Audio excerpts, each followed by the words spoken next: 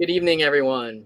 We're so happy to be with all of our friends right here in Georgia and with folks around the world.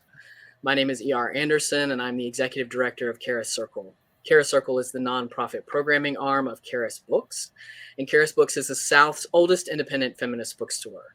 We're located in Decatur, Georgia, and we are now the school store partner for Agnes Scott College.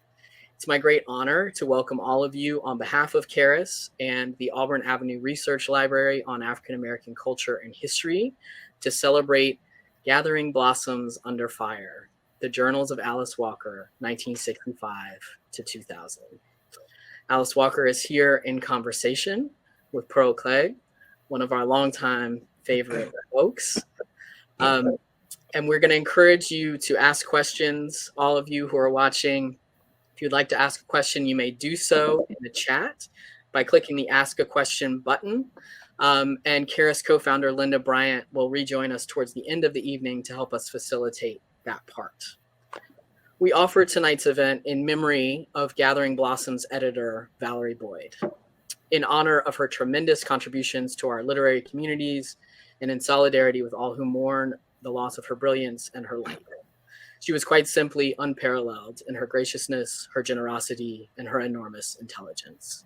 We miss her. I would like to read Valerie's official bio. Valerie was the editor of Gathering Blossoms Under Fire, as well as the author of the critically acclaimed biography, Wrapped in Rainbows, The Life of Zora Neale Hurston, which was the winner of the Southern Book Award and the American Library Association's Notable Book Award. She was the founder and director of the MFA program in narrative nonfiction and the Charlene Hunter Galt Professor of Journalism at the University of Georgia. She was editor-at-large at the University of Georgia Press and senior consulting editor for The Bitter Southerner. We are joined tonight by Pearl Cleage, who is an Atlanta artist and writer, currently distinguished artist in residence at the Alliance Theater. Her plays include Flying West, Blues for an Alabama Sky, What I Learned in Paris, and Angry, Raucous, and Shamelessly Gorgeous. She is the author of 8 novels, including What Looks Like Crazy on an Ordinary Day, which was an Oprah Book Club pick and a New York Times bestseller. She is co-author with her husband, Zarin Burnett Jr., of We Speak Your Names, a praise poem celebrating the lives of African-American women. Her play Blues for an Alabama Sky is in production at LA's Mark Tapper Forum, directed by Felicia Rashad, and will open in the fall at London's National Theatre. She is currently working on Something Moving, a meditation on Maynard, a commission from Ford's Theater Lincoln Legacy Project. She was recently named Atlanta's first poet laureate. And the woman of the hour, the person that we are all gathered to celebrate tonight, is Alice Walker. Alice Walker is a distinguished author and activist who has written dozens of books, including novels, poems, essays, short stories, and children's books. She was the first African-American woman to win a Pulitzer Prize for fiction for her novel, The Color Purple, which also won the National Book Award in 1983. Walker's other books include The Third Life of Grange Copeland, The Temple of My Familiar, and Possessing the Secret of Joy. More than 15 million copies of her books have been sold, and her work has been translated into more than 24 languages. As an activist, Walker focuses on issues of inequality, poverty, and social injustice. We are so deeply honored to be having this kind of homecoming with both of you. It certainly feels like a homecoming for Charis. Thank you both for celebrating this really wonderful and important gift with all of us and everyone truly gathered around the world. There are people registered for this event from every continent except for Antarctica. So one day we'll get to Antarctica, but tonight, worldwide, welcome to you all. Thank you so much for being with us. Thank you. Thank you. And thank you so much for bringing us together. It's such a pleasure for me to be here with my favorite bookstore and my favorite author. So I thank you for allowing me to have this conversation. And I also feel very strongly that our sister Valerie is here with us, if for no other reason than to make sure that we get it right. Because Valerie was always the one to make sure you start on time, do what you said you were going to do when you get it right. And we miss her every day. every day. Think about her every day. And I wanted to ask you, Alice, if you want to say something about Valerie as we begin, just because you know she is very much a presence with us here tonight. I'd like to just say how lucky I feel that we were able to work together very closely for so many years during her illness, during her struggle. I don't think I've ever experienced, at least close up, a more brave, resolute spirit as she went through the final years of her life and the time that we spent together working on this book, which I think of as our book. I loved being able to trust her completely. It was such a relief to feel that there was a true sister helping me birth this book and to save me from, all kinds of snares and pitfalls, actually, that, she knew about and I probably didn't care about. So, losing her is losing part of the sky. She was so there with all of us. Um, and I miss her, and I always will miss her. And yet I feel, as I think she would feel, um, satisfied that we did the best with what we had. We did. When so many of us gathered after she had passed and started doing what we do, which is telling stories about Valerie. And many of the stories revolved around the fact that you could not tell Valerie no. You could tell her no, but it really didn't matter because she was going to come right back around in the sweetest possible way and ask you again and ask you again. And I always used to tease her because she got me to read at the Margaret Mitchell house. And I am not a big fan of Margaret Mitchell, but Valerie kept telling me how important it was. And before I knew it, there I was standing there reading at the Margaret Mitchell house.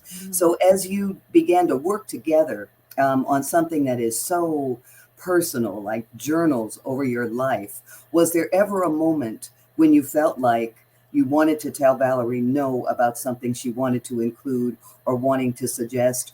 Or were you all in such perfect sync that no never even came up in the conversation? Oh, no, of course it came up. I mean, there were things that I thought, oh, well, no, we have to have this. And then she would say, well, maybe not, or let's run it by a lawyer. which had not occurred to me at all, that you would have to run anything by anybody. But of course you do. So that's one of the ways that she really was helpful to me, because I was of the mind to just, well, these are my journals and this is what was going on and this is what he said, she said, they did. And she said, well, no, you can't quite do that. Let's just take this out and, save it. So we actually saved, almost half of this 1,000-page journal. Her snipping with those great editing scissors, trimmed it down, and trimmed it down some more because we were thinking about, 4 volumes. And then we were thinking about one very fat volume. And then we decided nobody wanted to be dragging around, dragging around for a big fat book. So anyway, all of which is to say that we had fun discussing how far we could go and get away with it. And it's really interesting to read it because you talk about everything. You talk about work, you talk about love, you talk about sex, you talk about motherhood. What was the hardest part of the journals to revisit? The hardest part to revisit, my goodness. I don't know. I mean, I read my journals often, so nothing in there fazed me particularly. When I was reading about my mother's funeral, I felt so much of, I mean, and not a bad feeling. I mean, it was a beautiful funeral, and she was just a great person, still in charge there. But it moved me very much because I could see it from a distance in a way that I could not when I was actually, spending those last hours in her presence. That was very moving to me and very healing too. I mean, and I was so happy I had written it down. I was so happy that my daughter, my grandson, any relatives, any of her progeny could go to that part in the journals and see her actual funeral and all that was going on around it. And there was a lot going on around it. And also what it said about our little town where she was so beloved. Were there things that struck you differently when you were putting it together than they might have at the moment when you wrote that entry? Were there things where you went back and said, okay, this is a chunk I really need to look at, and then as you read it, it struck you very differently than it might have at the moment when you were experiencing and living that moment? Oh, of course. I mean, we're talking about how many years? 40? Mm. So that, the good part about my journals is that they help me maintain a memory. Otherwise, most of that would be gone. I mean, so much of our lives, we just don't, we cannot hold on to a lot. So they gave me an opportunity to be with situations, with people, adventures, so many adventures that I had, somehow they had gone into me to help create the being that I am, but I had actually forgotten how that happened. So when I went back and I saw, oh, this is what happened. This is why I love the moon. Mhm. This is why I'm clapping my hands when there's a beautiful sunset. I mean, this is why. It's that sense of saving something of your life. It's like a Madeleine cookie, of Proust. I mean, but since I'm from Georgia, I mean, it's more something more earthy. But that's it, having something that you can look back on because you wrote it down. And this is why I would like people to journal, because it is truly the thread of Ariadne. You can go in the cave of the Minotaur or whoever, whatever demon there is, but you have your little string, and your little string is your journaling. And 2 or 3 years after you journal something, you go back and you start to see how you developed, or you did, which means, of course, you have to kind of do it over. But it's a good way to keep track of your own development. I remember when I was a much younger writer and just starting to go on tour and stand up in front of strangers and talk about what I was writing and why, taking airplanes by myself. And I was terrified much of the time. And one of the ways that I got through it was, and I know I've told you this, I would stop outside of the door of the airport in all my terror and say to myself, what would Alice do? And then I would try to imagine what you might do. And since I thought you were the bravest woman in the world who had no confusion about anything, I would try to guess what you would do and then do that. And at that time, I really needed to think of you that way as a writer to help me do the work I was doing. I think now what I really needed was what these journals give us, which is a person who is more like us than we may have thought, as vulnerable as we were, as terrified as we were, as confused as we were, which is just wonderful because at the time, what I knew of you was helping me get through that moment.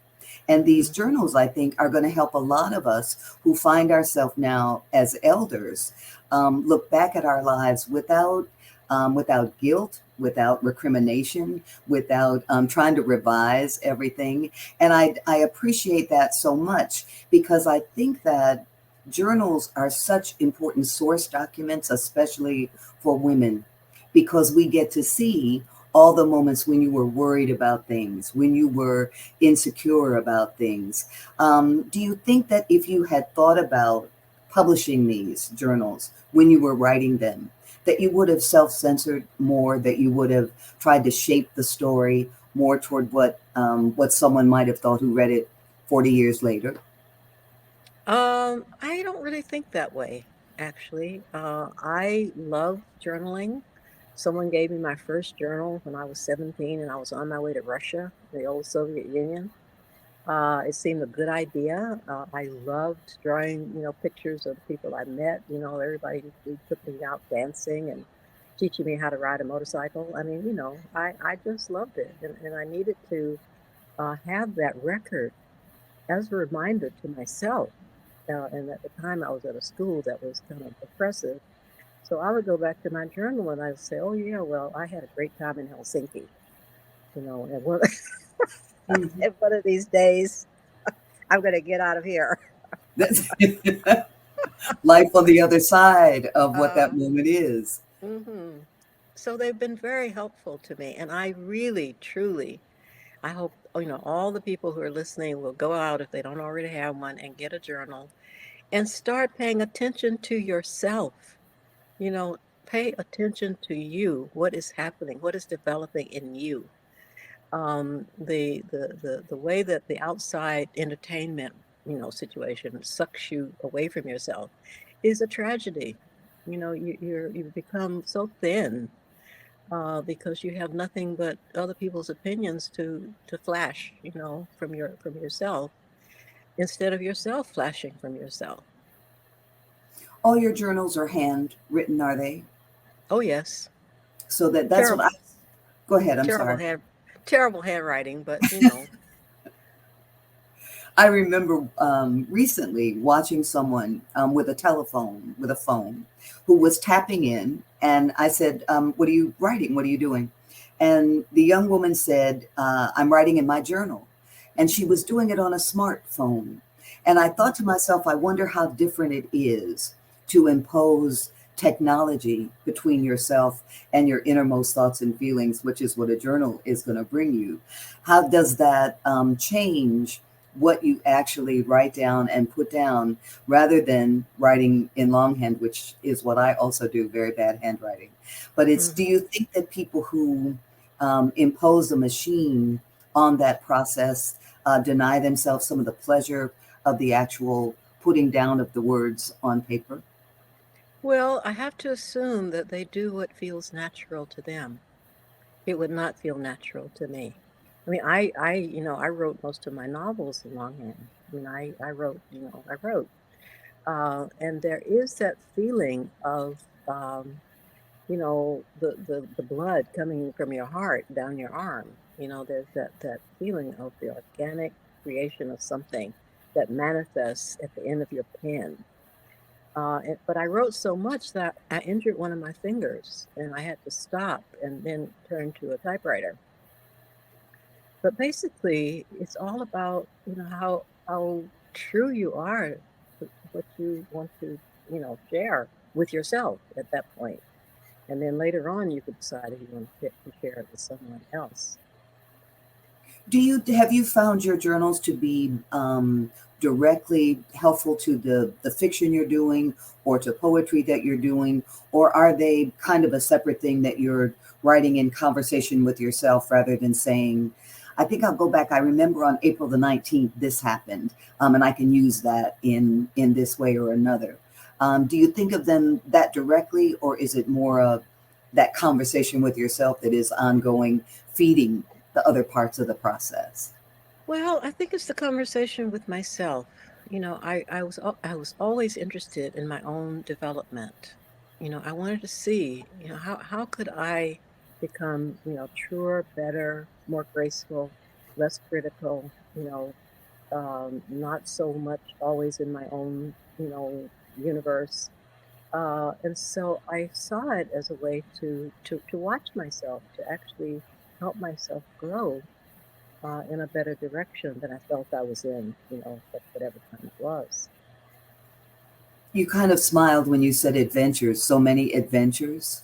Do you look back at some of the things that you did, some of those adventures, and say, how did I ever have courage enough to do that, nerve enough to do that? In those things that when you look back that make you smile and say, so many adventures. Well, what comes to mind is the time Pertiba Palma, the filmmaker, and I were in an airplane in Africa that had no windows. so so there we were flying just over the treetops in a plane that had no windows, and the people were in the plane with all of their chickens and everything from the farm, And basically, what do? You relax and you share peanuts or whatever people are eating, and you take pictures and as Fatima did, and Polaroids, and share them with the people on the plane, while we all, acted like we didn't care that the plane didn't have windows, that we were going to either get there or not. Do you feel like you're still having adventures? I remember a friend of mine and I took an oath when we were turning 30, which we thought was really old at that time. And she said the reason people get old is they stop having adventures. And we toasted our wine and said, okay, we're always going to have adventures. Do you feel like you're still having adventures? Of course. Of course. I mean, you will always have adventures, even after you've gone from, life in this form. This is a mystery of adventure. The mystery that we are in, its other name is adventure. So do those adventures feel very different now at the moment that you are in your life than the adventures that might have been happening 10 years ago, 15, 20 years ago? Well, what makes an adventure is that it's new. Mm-hmm. Mm-hmm. So every adventure is really different. It's like falling in love. I mean, love is love, and you know what it feels like. But you know how it is. I mean, you fall in love with someone, and it's very different. Things very different because it's new. It's a different person, different situation, but it's still love. Mm-hmm. When you look at the journals that that you still have, that you haven't included those other 500 pages or those other 3 volumes that you didn't include because Valerie was working with you and you all were winnowing down to 500 pages. Do you think you'll do a volume 2? Without Valerie, it's very doubtful. It's possible that if someone really amazing comes along and we can work together, but I don't feel, I'm not, she was really major in our ability to cut to the chase, easily, always. And it's rare to find someone like that. And I know that I won't try to do it by myself. It's just too big. I still have untranscribed journals, and I took them out the other day, and I looked at them, and I thought, my God, What am I going to do? What was I thinking? But I was thinking how interesting and important it can be to have a record that you can leave to the youth. I mean, they, on some dreary afternoon, they can thumb through whatever you've left, and maybe there's something useful for them. That would be great. Did you come to Valerie and say, I'm thinking about publishing these journals and would love to have you work with me? Or did she come to you and say, I would love to work with you on bringing these forward? Well, it was kind of the same, both of those things. Over years, we've talked about so many things, and somehow it developed. And then after I read Wrapped in Rainbows, book that she did about Zora, which I just think is incredibly beautiful. Wonderful. I trusted her because it's so thoughtfully done. It has such richness and such liveliness and such deep ferreting out of, some of those places that stymied people. Like, well, who was this woman and why was she, so poor at the end of her life? And so there was just enormous trust in this. Can you talk a little bit about the process of how you were able to look at all of these boxes and stacks of journals and decide what part of your life were you going to begin to put together in a book of journals that you were going to share with the rest of us? What was the process? Because I know it was part of it was just typing up all of those journals so that you'd have them to work with. You all would have them to work with so that you weren't working with the originals. But what was the process to kind of begin to put it together? Well, first of all, we have to thank Emory University, because in the Rose Library, they set up this incredible workspace with a big screen, and there were people actually literally, reading my chicken scratch or writing and transcribing onto, a form, and writing it and typing, so that we could use it later. And it was just the most extraordinary adventure, actually, to wander in there with Valerie and to see people actually doing this. I mean, there was a woman, I don't remember her name, but there she was sitting there, with a journal, and she was busily, trying to understand my way of writing. And she did. And she did it beautifully. It was a wonderful, it was very good. So they still have all of the journals at Emory in the Rose Library, in the collections at Emory. Are they available for people to look at yet, or is there No. I think it's 2040 that they can look at, but they don't have them all. No, that's what I'm saying. They have what when I put my papers there some years ago, and they, took all the things that I presented, and they wanted the journals that I was working in. So I just, closed the ones that I was writing and handed them to whoever came to collect them. And actually that means that some of the journals that they have are stopped right in the midst, almost in a mid-sentence. So they're there till 2040, closed forever. So, I just, closed them up and handed them over. And because at that time I was involved in something else, and I needed to sell the papers to actually pay for this other adventure that I was deeply immersed in, and that cost quite a bit of money to do. Mm-hmm. There are lots of conversations about the narratives about women's lives, about the stories that we tell about ourselves and about each other. And I have always been drawn to women's journals, letters, things that are absolutely primary, because they always seem to echo for me what I know to be true as a human, as a woman moving through the world. Mm-hmm. Do you think that journals are a different kind of way that women convey truth to each other without any of the filtering? And I love some of the filtering. I mean, I filter in the work that I do. I know you shape the work that you do, but there's something about journals that is such a primary source of strength to us. And I think that may be more true for women, just because we're so hungry for real stories that sound like us, that look like us. Do you think that journals are a special kind of thing that women can use to share the truth that we know?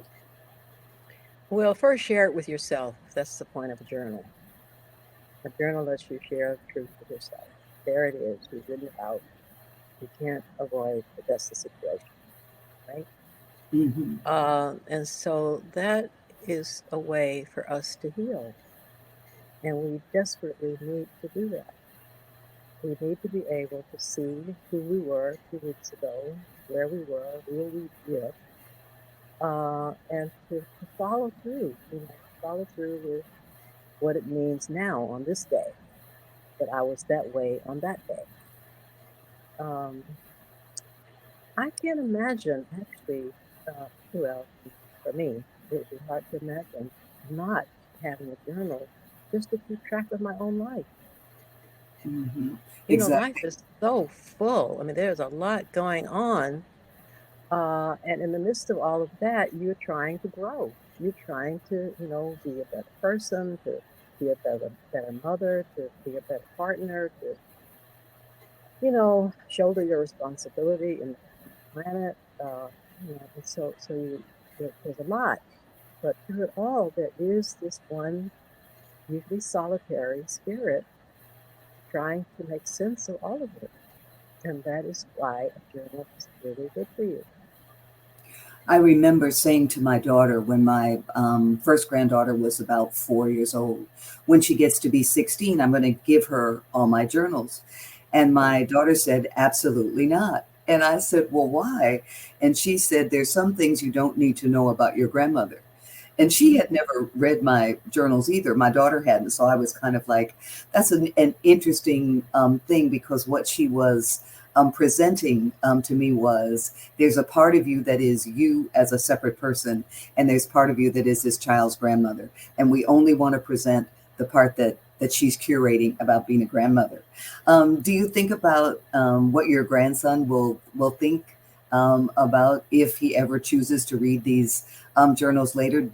Because I thought it would be great to be able to have journals from either one of my grandmothers. I would have killed for that, to just see what they were thinking. But my daughter didn't think that was such a great idea. Do you think about your grandchild reading this, reading your life story uncensored in that way? You know, it hadn't really occurred to me to worry. He's, you know, brilliant and wonderful and you know, strong-minded. And he knows me, and he knows I'm a human being. You know? And human beings have all kinds of experiences and thoughts. So I trust that he will be generous, you know, in his assessment of his grandmother. But really, I wasn't thinking about, you know, whether he would, you know, do this or that or think this or that at all. No. Mm-mm. Yeah, that's what I didn't think about that either. It was like, well, this is the truth. They'll have to want to see if this is the truth. The truth. Yeah. Yeah. And I also think it's possibly a good medicine for them. You know, we're just human beings here, and we're all, you know, struggling to present what that means, you know, to us. And since, you know, your granddaughter, right?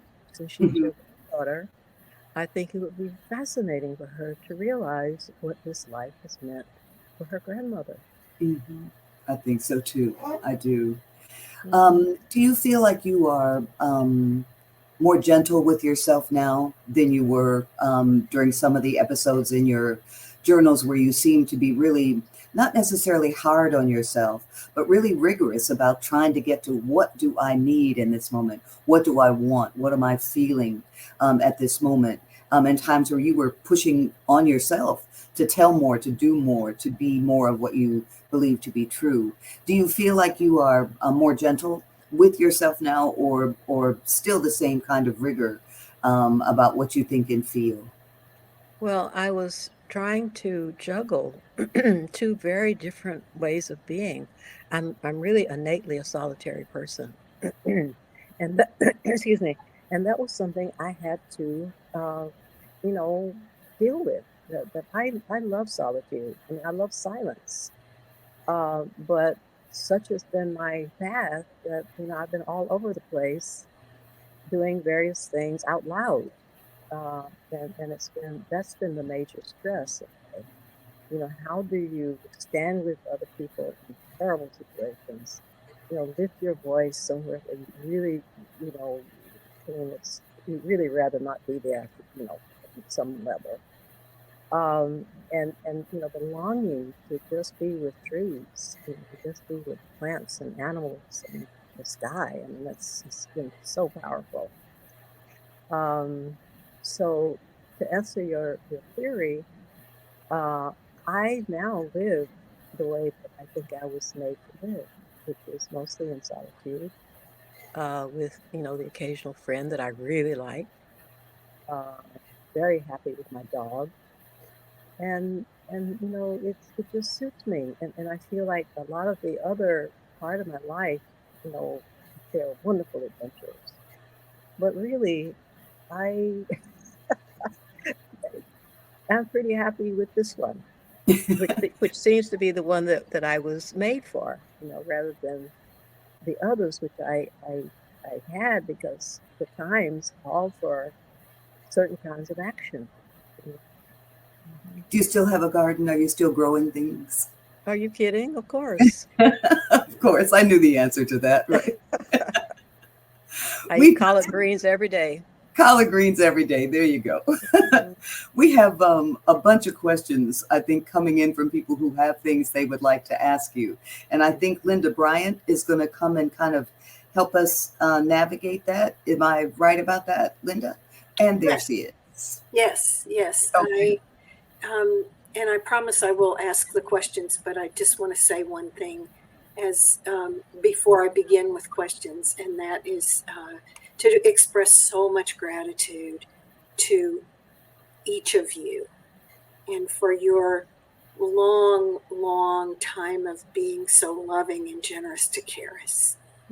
It's really, I have so many memories, Alice, of you coming and various moments with you. And Pearl and I have been dear friends for well over 40 years. And so it's just a wonderful thing to have you together and to have you celebrate this book with Charis. So I love Charis. Thank I you. love Charis. Thank you. Thank you so Always much. Will. So here's one question. If this season of your life, Alice, was its own book, what title would it have? Alone at Last. I love that. And here's another one that's specifically for you, Alice. Hello, Ms. Walker. I would love to know your thoughts on the importance of role models and mentors in your journey. In my journals or in my journey? In your journey, in your life. Very important.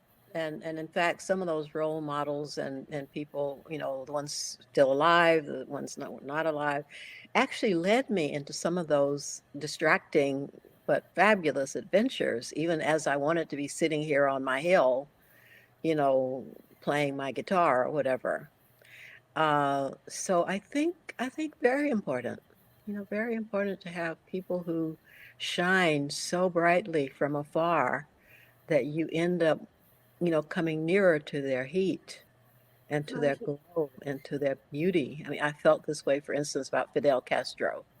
I thought that I could not basically bear, I couldn't go and see Che Guevara because he'd gone off to somewhere, but I could go and see Fidel. And I did, and I will always be happy that I did that, because now as Cuba goes through so much suffering and so much transformation, I can remember the dream. I can remember the dream. I can remember the blockade that so damaged the Cuban dream, and so I don't regret any of it. It's just that I know my nature is really to be basically at home. Someone writes, one of the beautiful and truly helpful parts of the journals. So this is somebody that's already read it. And it just came out yesterday, but some of us got a galley ahead of time, which was really helpful. One of the beautiful and truly helpful parts of the journals is the conversation about money and art. Can you speak to what it meant to you and Dr. Boyd to make the choice to include specific details about book contracts, advances, and such? Oh, I insisted that had to be in there, because I wanted to demythify what it takes to have this kind of work,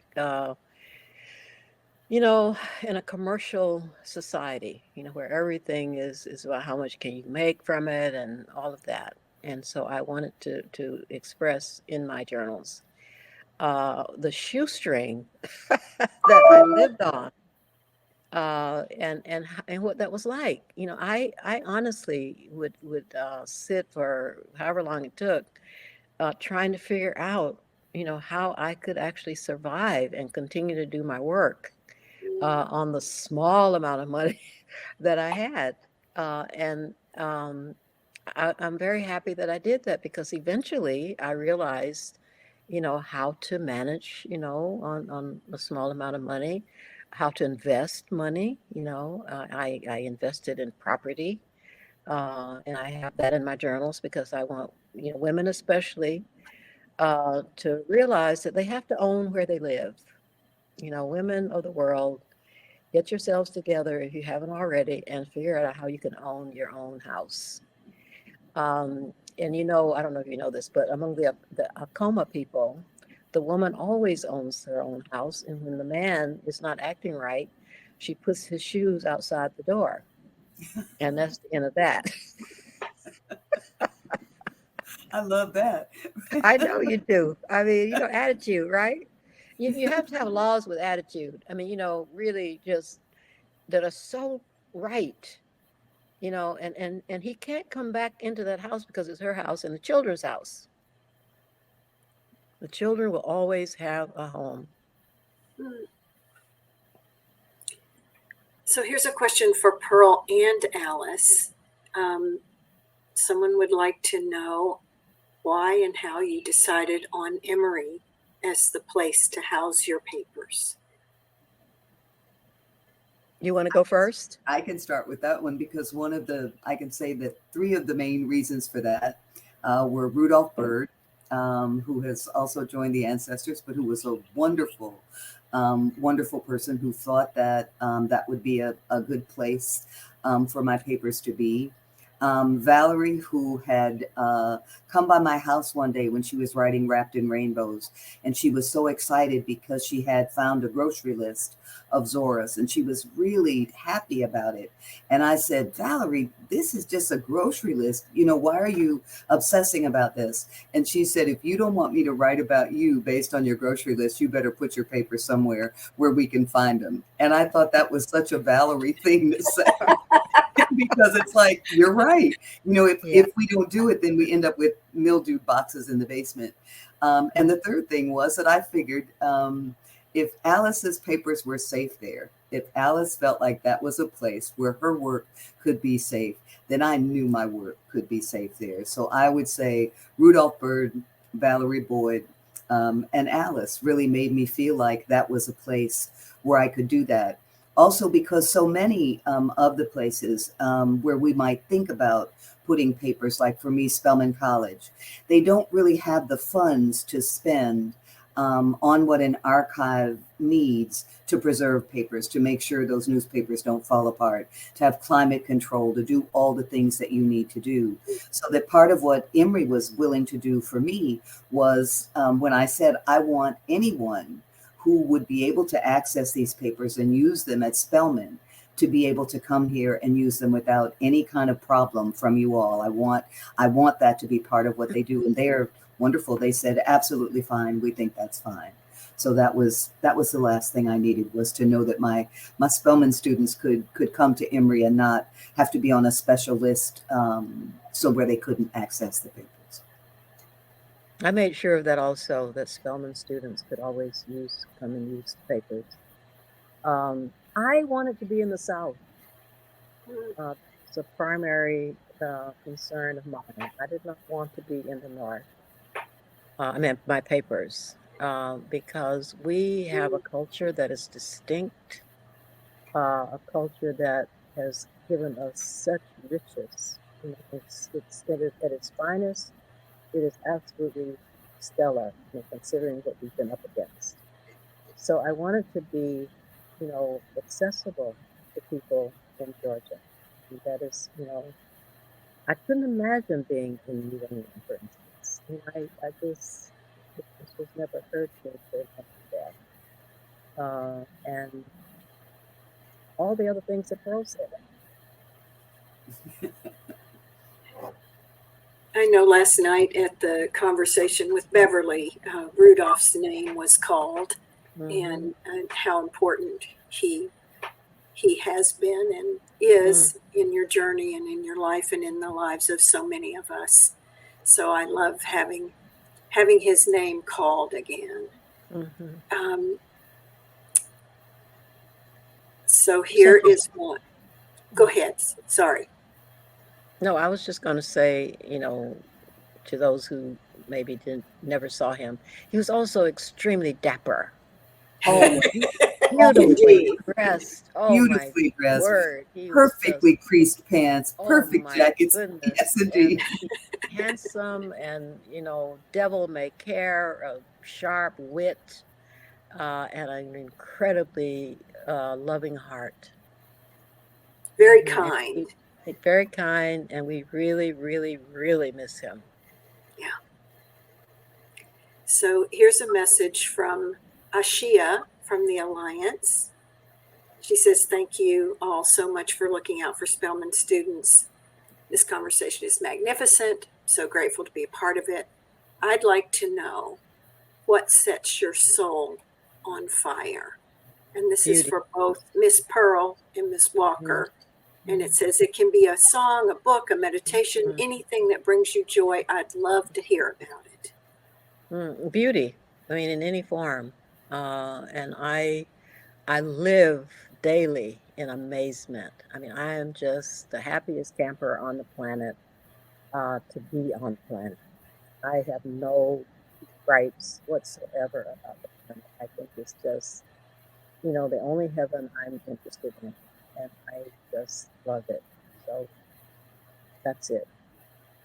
I feel that too. I walk every morning in the park near my house, and I'm always grateful that I get to see so much sky every morning, and just to look at the trees changing. And it's even more of a pleasure because the park where I walk in Southwest Atlanta, as many places in Atlanta, was a Civil War battlefield. And you can still see, when you walk down into the woods, you can still see some of the berms that they forced enslaved people to help construct, so that the Confederate soldiers could hide behind them. So that it's a great pleasure to me to be able to walk on a place that used to be a Civil War battlefield and say, now I'm walking my dog here. Now me and my husband are walking across this, holding hands, laughing, looking at the trees, looking at the sky. So that when people attempt to tell me that things don't change, I always say, yes, they do. There's more changing that has to happen, but things change. And I think walking there every day, even at moments when I look around and say, oh, this is terrible, this is not going in the right direction, I always feel like, okay, we're moving it forward. We have to keep moving it forward. And any day that I don't feel all of that coming naturally, I can play Bob Marley's Three Little Birds. And it will instantly take me into the vibe I need to be in, to just say, okay, it's going to be okay. Just think about that song, listen to that song, sing that song, so that it kind of keeps me from worrying obsessively. I'm going to worry, but I don't want to worry obsessively.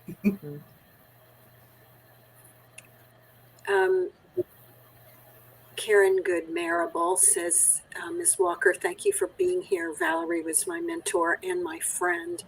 I wonder what your thoughts are on women writing memoirs and the importance of telling our own stories. And what do you believe constitutes a good personal nonfiction story?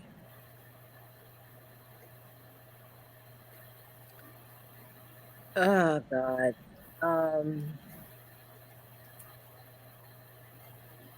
I'm really blank on that.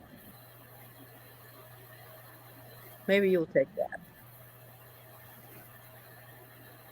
I think what you were saying earlier is probably part of the answer, which is the truth. A willingness to tell the truth about yourself, first to yourself, and then about yourself when other people encounter that work. But it has to be the truth. I know people who are constantly trying to revise and edit their journals so that they'll look good, so that they will never come out looking anything other than perfect. And my point is always, what fun is that? I know you. That's not how you were. And that doesn't help us to know that. So I think at the heart of any good personal story has to be a willingness to tell the truth without guilt and recrimination and all of that, to say, this is my life. This is how I lived it. And I'm still living it. And I'm going to tell the truth about it.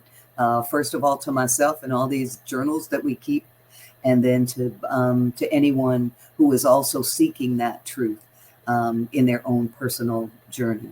But I think that's what definitely comes through in these journals, Alice, is just the absolute unvarnished truth. This is what I thought. This is what I did, and here it is. And I think that's at the heart of it. Otherwise, what's the point? What's the point? What's the point? Tell me the truth. Tell me the truth. Thank you both. Here's another question for Alice. Have you ever worked as an intentional spiritual mentor with anyone? Or would you ever consider doing so? And do you have any spiritual mentors in human form? Well, the entire Buddhist tradition I find absolutely compelling. And as we know, we lost Thich Nhat Hanh recently, and he was a major teacher. that I really resonate with a lot.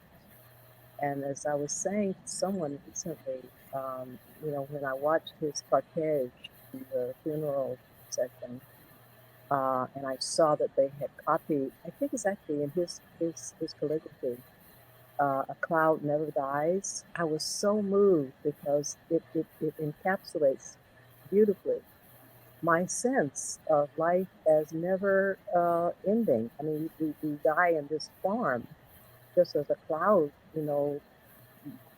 dumps its rain and it's no longer a cloud. But then the rain comes and it hits the earth and something grows, and it just keeps going. So I love what he teaches. I like the simplicity of it.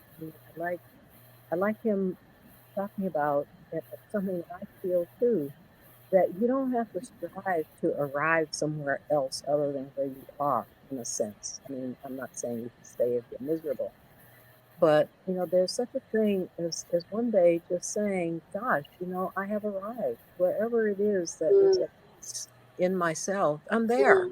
I don't have to I don't have to catch another plane in my life. I am where Amen. I am where I want to be. This is it. I am home. Right. So, and I appreciate the Dalai Lama. I appreciate, I appreciate wisdom, and I appreciate having encountered people who were happy with what they have to offer. They're not trying to outdo anybody. They're not trying to, do stuff that's highly unusual. They're just basically, happy that they made it to this earth. And they look around and they see wonder everywhere, as I do. I see wonder everywhere.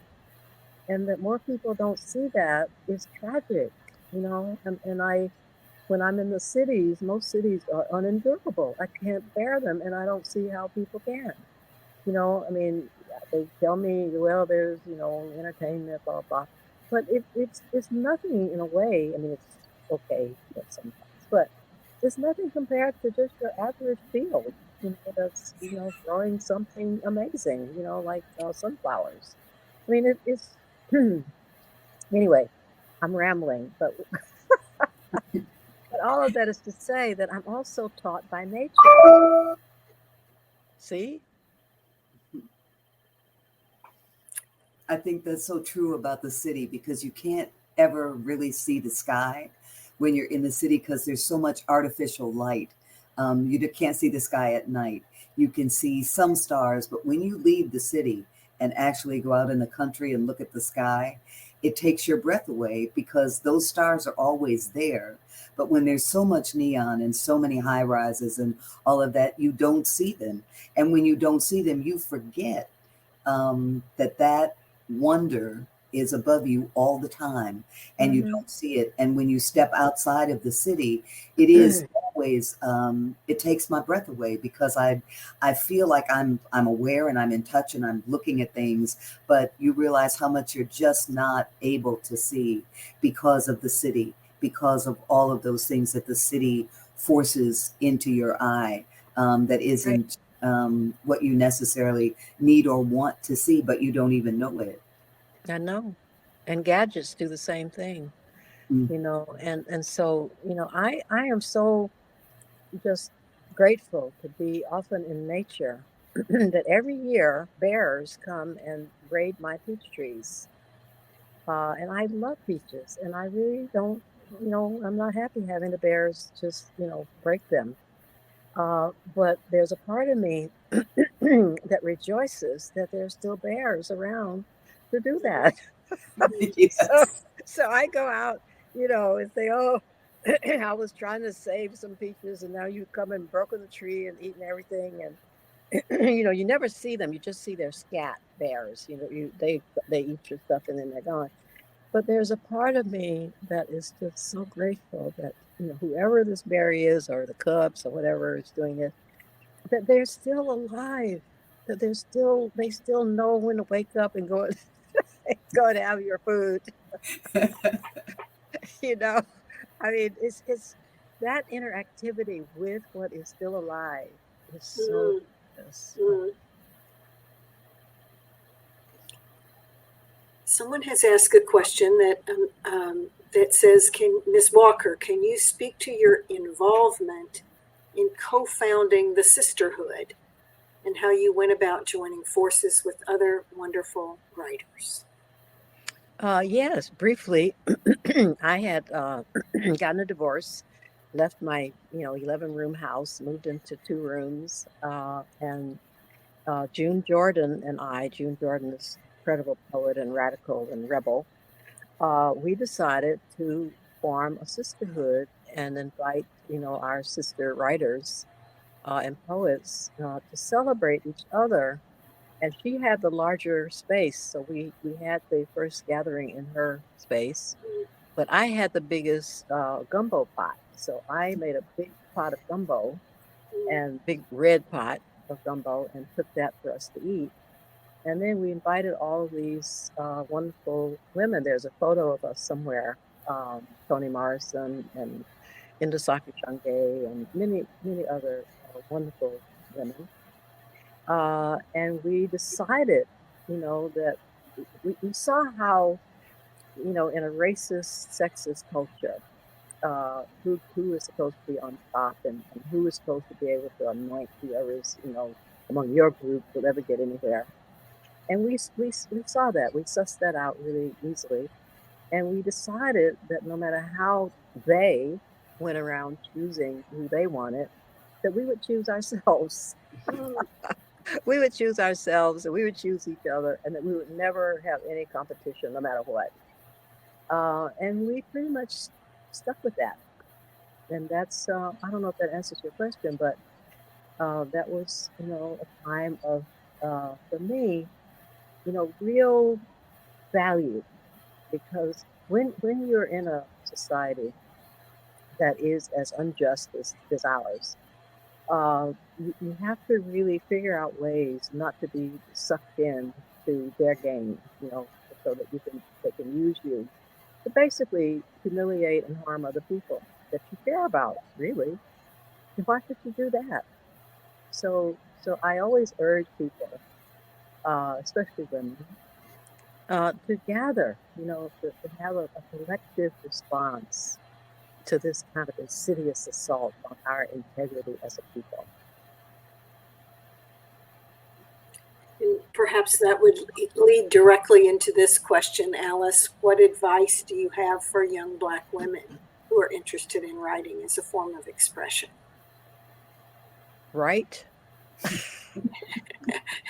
Well, and I was referring also to your just talking about the sisterhood and how important that was, and that might also tie into young Black women who are interested in writing. Well, yeah, but you don't really necessarily need a sisterhood to write. I mean, you need a sisterhood to, remind you of what's out there to trip you up. And you sit there with your tea and whatever you're drinking, and you really look at how it's stacked. You look at how society is stacked, usually against you. And then you discuss really how, in the towers of power, people sit around and they decide who to choose. They're going to choose. And here's the thing, you should decide always to be the unchosen. Yeah, because it's the only possibility of freedom. Just don't be chosen. So here, perhaps this could be a final one, since we're coming near to the end of time. There are several other really good questions, so I'm sorry we can't get to all of them. Some of them are not questions so much as gratitude. You guide us to be our authentic selves in pursuit of our own version of joy. Thank you for your writing and community creating contributions. And then one more just question for both of you. I am in my early 50s, so you know this one isn't coming from me. I'm in my early 50s and felt a shift mentally in my life when I reached this milestone. Did this happen for you? And how did it change how you lived your life and how it influenced your work? Well, I was falling in love steadily through the 60s, through my 60s. And so you know, I just have found all of these decades to have their own wonder. And I've never paid any attention hardly to other people's idea about what should be happening at what age, you know. It's a losing game, really, to really care. I mean, life is alive. It's totally alive, and anything can happen, you know, all kinds of things. So I truly enjoyed my 50s. I loved my 60s, you know, and my 70s as well. You know, I haven't gotten through them yet, but you know, I just have no regrets about any of it. I agree completely with that. Mm-hmm. I have enjoyed every year, every decade, even the ones that were messy as they could possibly be, Mm-hmm. including all that falling in and out of love and all that, where a lot of messiness comes in. But I wouldn't change anything because I learned so much. Yes. Every adventure, with every, you know, falling in and out of love, everything that took me through that decade, through that year, through that moment, to this one, so that I don't have that feeling about age, like, oh, now I'm 50, or oh, now I'm 60, or, you know, I feel like, wow, this is great. I'm still alive. I'm still looking at things. I'm still writing. I'm still talking to people about things, still in love, still really happy to be here, and to be able to talk to other people about the work that I do and the work that we do as a group of people, so that it's like I don't have any kind of feeling like, okay, at 80 it'll all be over. It's like, it ain't over till it's over, and then it ain't over then. So I was going to say, it's never over. It ain't over. No. Yeah. That was one of the beautiful things about being at Charis all those years is being with people as they aged and seeing the people who were 75 and 80 and 85 and whatever, who were still changing, who were still growing, who were still asking questions, who were still wanting to read things that challenged them. And so that just gets into you as you have models who show that and are truly alive. That's true. So I think our time is up, but I don't see ER, so we could just keep chatting. There's more questions. maybe ER took a break. Okay. If that's okay with y'all. No, it's fine. And then since we're not actually in there's ER. We don't want to program. We have to fix the bookshelves like we always used to do. Yeah. So now we don't. Yeah, that is the one joy of virtual events, is there's no furniture moving. Thank you so much. Thank you to everyone who has been watching with us at home and asking wonderful questions and shouting out their memories of both of your works and what all of your writing has meant to people on their life journeys.